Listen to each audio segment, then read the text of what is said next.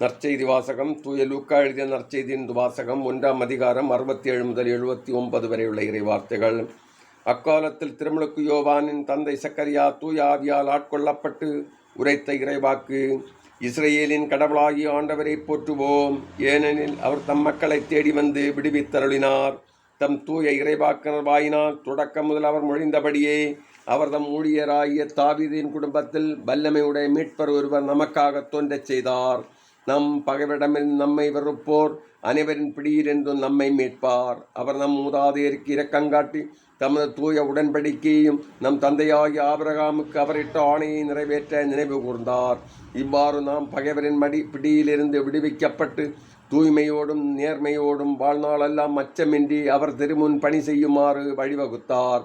குழந்தாய், நீ உன்னத கடவுளின் இறைவாக்கினர் எனப்படுவாய், ஏனெனில் பாவ மன்னிப்பால் வரும் மீட்பை அவர் நம் மக்களுக்கு அறிவித்து ஆண்டவருக்கான வழியை செம்மைப்படுத்த அவர் முன்னே செல்வாய்.